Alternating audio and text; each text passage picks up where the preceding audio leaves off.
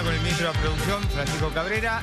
Ministro, ¿qué pasa con los brotes verdes? Porque escuchamos de recién de Mendiguren, se marchitan, no se marchitan, el país sale adelante, no sale adelante, escuchamos a los sindicalistas. Sí, efectivamente hay brotes verdes. Nicolás Dujovne estuvo hablando de este tema en la salida de la recesión. Llevamos un trimestre de crecimiento de la economía de alrededor del 0,9%, que dio la vuelta a una caída de la actividad durante el año 2016. Y tenemos un primer trimestre, 2 meses ya, con claro crecimiento de la economía. Hay, por supuesto, que hay algunos sectores que se han demorado más en el crecimiento, pero nosotros ya tenemos la certeza de que el año 2017 va a ser un año de crecimiento. Pero eso quiere decir que lo peor ya pasó, porque la percepción de por ejemplo, de la CGT, que lo peor no pasó, que puede venir lo peor. No creo que la CGT realmente piense eso. Bueno, digo por lo que dice. No. Yo amenaza el paro, ¿no? Sí, no, creo que la CGT entiende que efectivamente hay mejoras. Lo que sí dice la CGT, y lo dijo recién Smith, y yo creo que es cierto, es que estas mejoras no las siente el bolsillo del trabajador. ¿Y por qué no las siente? Porque durante el año 2016 y durante, fines del 2015, una devaluación muy importante de más del 60%, impacto en el salario, por eso es que nosotros criticamos el proceso de devaluación que pretende de Mendiguren, y por supuesto sufrió el salario de los trabajadores. Además de eso, súmenle el arrastre inflacionario que había generado la emisión de la base monetaria muy importante de alrededor del 50% de la base que veníamos arrastrando del Banco Central. Toda esa situación hizo que el salario real cayera, y a medida que van pasando los meses y va cayendo la inflación, hay una recuperación del salario real. El salario real recupera por baja de la inflación, por generación del empleo, por crédito a las familias o por planes sociales o mejores jubilaciones. Todos esos elementos están presentes. Ahora, pero los salarios, por ejemplo, la última vez que aumentaron, más o menos en octubre, noviembre, porque como están pactados en 3 cuotas, o sea que de noviembre, que sí hubo una baja inflación, los salarios perdieron 6% más o menos el año pasado. Y vamos a terminar el año 2017 recuperando el 5%. Desde noviembre hasta ahora no aumentaron, y si bien la inflación es menor, o sea, siguen perdiendo, con lo cual es un momento muy difícil para el asalariado. Bueno, es lo que le dije, pero claramente estamos viendo recuperación de ventas. Recién escuchaba cuando se hablaba de la primarización. Todo el sector industrial, lo que es el automotriz, motos, máquinas, herramientas, bienes de capital, cosechadoras, sembradoras, tractores, todo ha crecido en la Argentina. Y si no, pregunten a las fábricas de camionetas que producen en la Argentina, y que creció la venta el 40%, Cabrera, año contra año. Eso es un brote verde. Está bien. Usted dice, no compartimos la posición devaluatoria de Mendiguren. Ahora él dijo que no, que el problema es que ustedes revalúan. Entonces que eso va a generar un problema hacia futuro. Los viejos problemas de Argentina, revaluar, devaluar, bueno, y así estamos, ¿no? Nosotros tenemos un tipo de cambio libre ahora, así que nosotros no revaluamos. Pero digo, hay un tema, ¿no?, que le quería preguntar. La tasa de interés, o sea, la inflación, ¿cuánto estima usted? ¿17? Sí.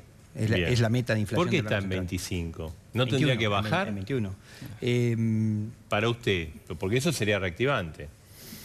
Sí, el Banco Central toma esta decisión preventivamente para terminar de derrotar a la inflación. Podría bajar un poco más. Cabrera, para usted no están dadas no comparte las razones que plantea la CGT para hacer un paro. ¿Usted piensa que no están dadas las condiciones para hacer un paro? Los argumentos son falsos. Inclusive lo escucharon a de Mendiguren cuando habló de las importaciones. Finalmente son sutilezas que tienen que ver con el 1% más o el 1% menos. O sea, lluvia de importaciones, aunque veamos cualquiera de las dos campanas, no hay, evidentemente. Y por lo tanto, no hay lluvia de importaciones. No hay baja del empleo, hay crecimiento del empleo, y no todo el que es necesario, pero hay crecimiento del empleo, y no hay cierre de pymes como hubo en los últimos años. Desde el año 2013 al 2015 cerraron 9.000 pymes en la Argentina. Desde el año 2006 al año 2015 dejaron de exportar 600 pymes por año. Entonces, y esa no es la situación. Ahora, ¿estamos en una buena situación? No. Venimos de 12 años de una economía muy dañada que vamos ordenando y mejorando, y donde la CGT participó y apoyó y tuvo una actitud absolutamente responsable. Además, nosotros entendemos que no puede haber desarrollo económico sin diálogo. Y por eso seguimos apelando a que sigamos hablando y sigamos compartiendo y trabajando sobre una política de desarrollo económico que genere empleo, que es lo que queremos. Pero, a ver, a mí me sorprendió cuando al comienzo del programa usted dijo, no, bueno, comprendemos la posición de la CGT, Sí, fue algo sí. así más o menos, ¿no?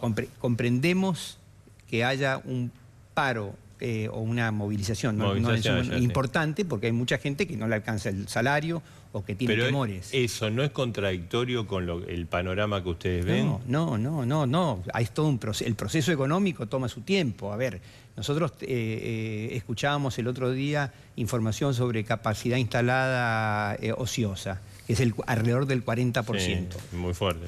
Que es relativamente importante. Entonces, usted dice, mañana empieza la reactivación económica, va a haber inversiones para... No, primero se utiliza la capacidad ociosa. ¿Se va a generar empleo en forma inmediata? Tampoco. Primero se va a poner en marcha todos los horarios y todos los turnos que puedan tener las fábricas ahora. Es decir, lleva un tiempo esto, y es lo que estamos viendo y es lo que está ocurriendo. Cabrera, el presidente Macri en más de una oportunidad se ha quejado de algunos empresarios de su propio palo que no hacen el esfuerzo que él considera o que el gobierno considera que tiene que hacer. ¿Usted cree que hay empresarios que los están traicionando? Bueno, traicionando...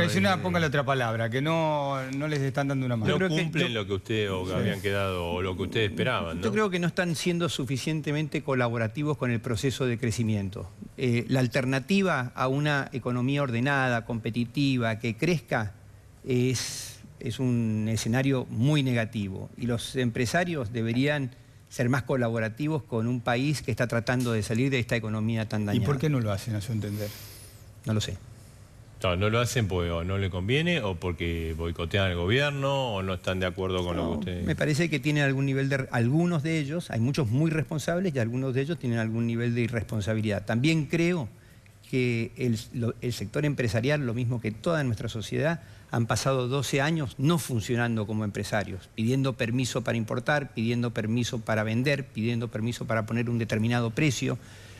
Se encuentran en una situación diferente, donde tienen que tomar decisiones y esto cuesta.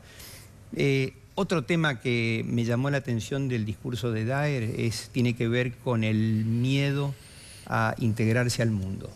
Nosotros creemos que tenemos para hablar de lo industrial, tenemos un entramado productivo, industrial, sofisticado en la Argentina y que debería ser competitivo y que puede ser competitivo. Nosotros, cuando decimos que vamos a hacer un acuerdo comercial, todo el Mercosur, mañana viene el canciller de Brasil acá a la Argentina, cuando como bloque el Mercosur va a hacer un acuerdo con la Unión Europea, tenemos miedo de transformarnos en un país agroexportador. ¿Por qué? Vamos a exportar industria. ¿Por qué motivo no podemos tener fábricas de automóviles más competitivas que las europeas, inclusive? Pero, digamos, le digo las cosas que yo escucho, ¿no? Bueno, los impuestos están muy por encima de lo que se cobra en otros países. Hablan del dólar, el dólar se está atrasando.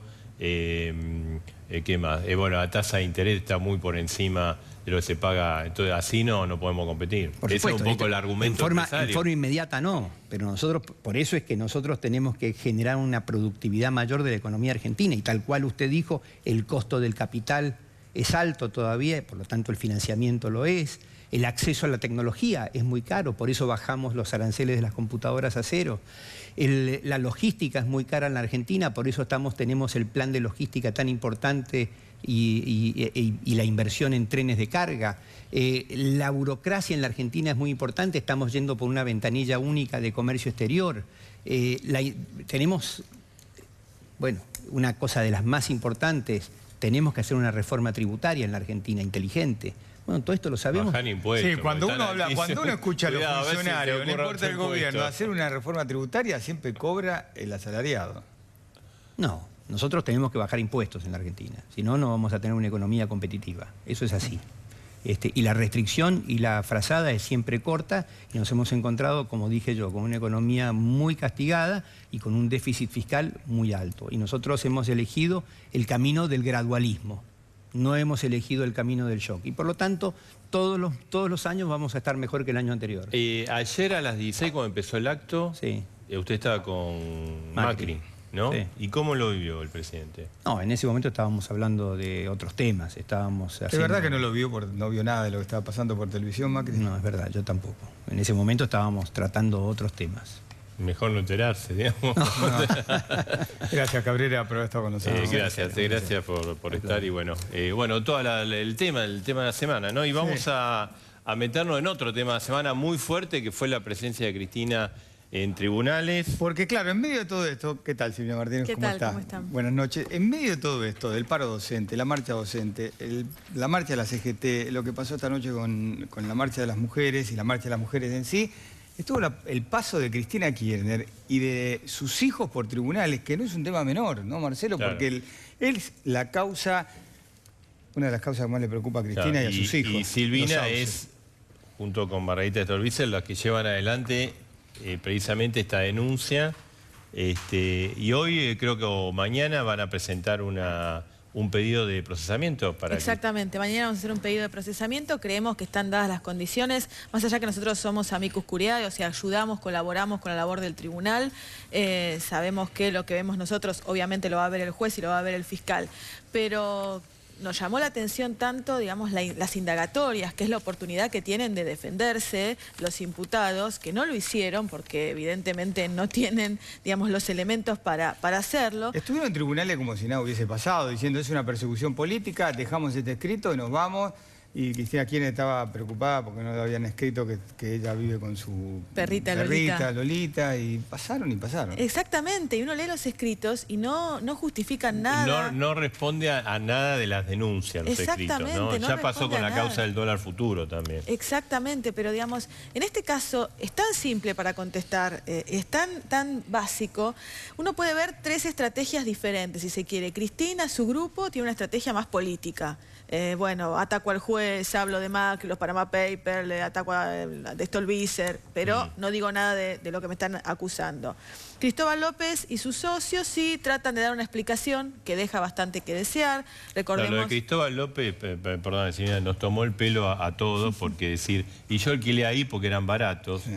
Encima que estafó al Estado en 8.000, después vamos a hablar, 8.500 millones de pesos, que quizás no pasa nada, ¿no? Que quizás no pasa nada, lamentablemente. Entonces, Cristóbal López no solo sucedió esto, él le alquiló 2 departamentos en Puerto Madero, tiene contratos que lo justifica desde el 2012, pero le empezó a pagar desde el 2009. Y él, para justificar estos 2 años antes que le paga sin ningún contrato, ahí es donde nos toma más el pelo todavía a nosotros y a la justicia en general. Dice que es producto de un alquiler de los espacios comunes, o sea que le alquiló a Cristina los espacios comunes del Madero Center. O sea, poder pasar por el pasillo, le alquiló a Cristina, eso no existe ese tipo de contratación. Bueno, esa es la justificación que dio, por lo cual le pagaba $4.500 mensuales durante casi 3 años.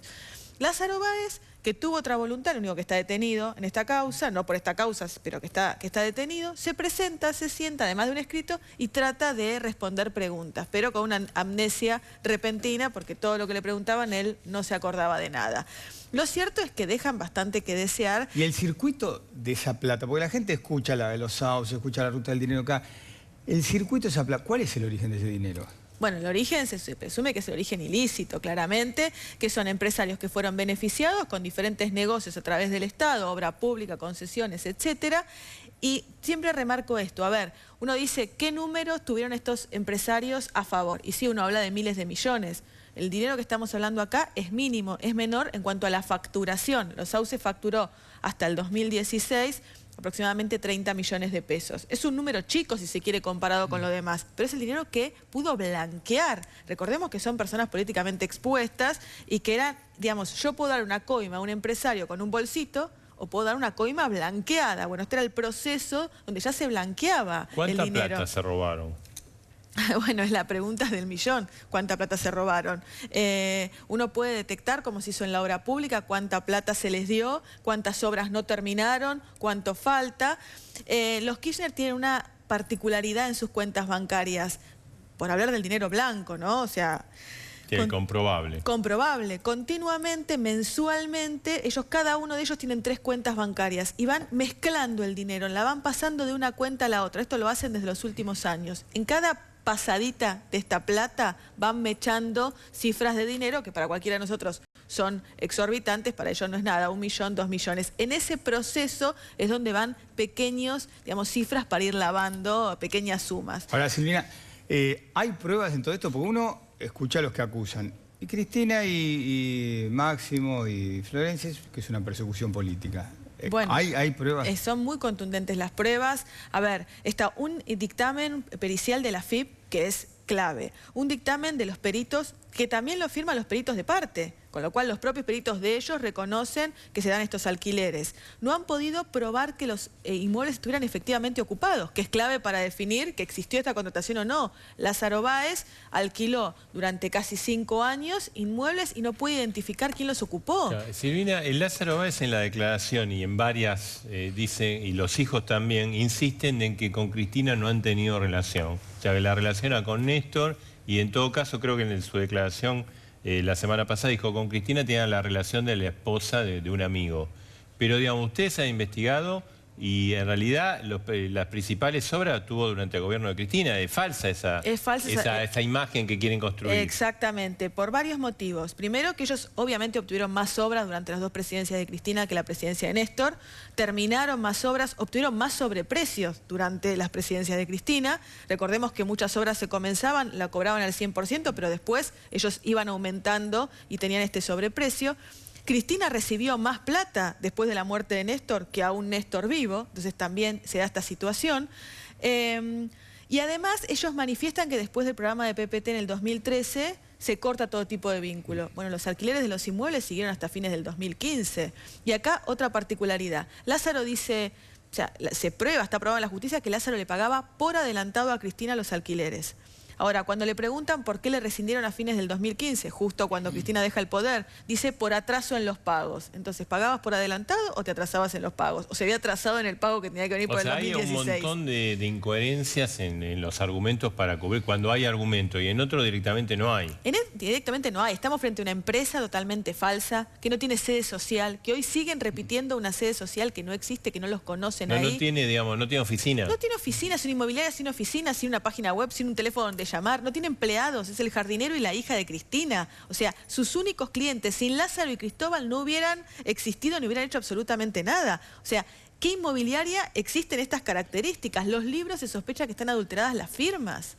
Ahí estamos viendo, ahí ¿no? estamos Algunos viendo, datos. claro. El del 80% de obra, esto es la relación Lázaro Báez, Cristina y Néstor. Sí. 80% de obras en Santa Cruz durante las presidencias de Néstor y Cristina. Y es la unidad de auditoría interna de Vialidad Nacional, es decir, que no son inventados estos números. Claro, vamos a ver. Lázaro Báez, 22 obras durante el gobierno de Néstor Kirchner.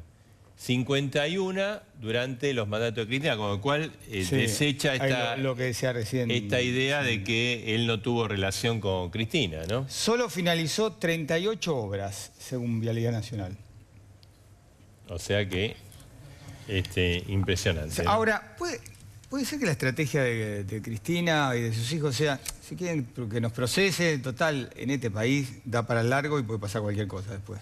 Sí, además Cristina repite, digamos, su relato. El relato que hizo, digamos, político, habitualmente lo repite en la instancia judicial. Ella habla de que ya fue juzgada, de que está proscripta, de que hay unos sucesivos embargos que le sacan hasta la pensión. Bueno, nada de esto es cierto. O sea, son hechos que ocurrieron producto de la actitud de ella misma. Recordemos, le cedió los bienes a sus hijos, tuvo una serie de maniobras que la justicia lo único que tuvo que hacer es tratar de preservar el patrimonio. Si usted estuviese en lugar de Cristina Kirchner, ¿estaría preocupada? Totalmente, sí, obviamente, porque no es la única causa, que queda Otesur todavía, y en la instancia de elevación a juicio oral se van a unificar y ahí la situación va a ser mucho más complicada de ella. Y esta victimización de los hijos, ¿no?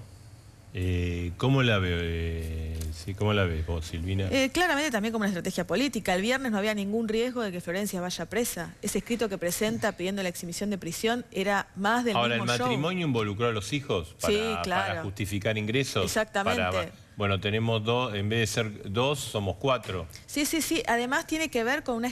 O sea, a ver, generalmente una madre o un padre no va a poner a sus hijos en una situación de riesgo. Máximo está desde el comienzo. Máximo siempre representó a sus padres, está desde el comienzo. Si se quiere, está igual de involucrado que sus padres. Pero a Florencia la metieron en el último tiempo. Sí. O sea, cuando ya había causas, cuando ya estaban siendo investigados. No, no es el caso de Máximo, porque usted dice, el Pereira más consciente de lo que estaba haciendo. ¿Usaron a los hijos, los quieren? Totalmente. Totalmente, lo usaron, los exponen y después sale la madre en un arrebato el día viernes de decir pido por mi hija cuando ella la entregó y la puso en la mira de la justicia. Silvina, gracias. Gracias. Bueno, vamos a ir a una pausa. Después de la pausa, primero, te vamos a encontrar la bomba, el tema que mañana va a ser tema del día. Y tiene que ver con tu bolsillo, ¿no? Y tiene que ver con lo que pasó toda esta semana. Va a ser un tema que se va a hablar durante varios días, te lo vamos a anticipar acá. Y además...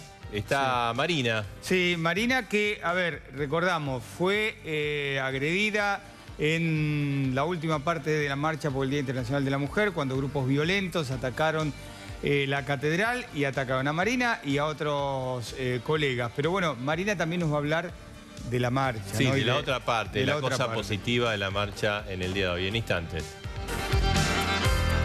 Vamos a recordar también por qué había millones de mujeres reunidas, no solo en la Plaza de Mayo, no solo en Argentina, sino en más de 50 países del mundo. Vamos a hablar de la situación acá en Argentina. ¿Por qué estaba convocada esta marcha el día de hoy?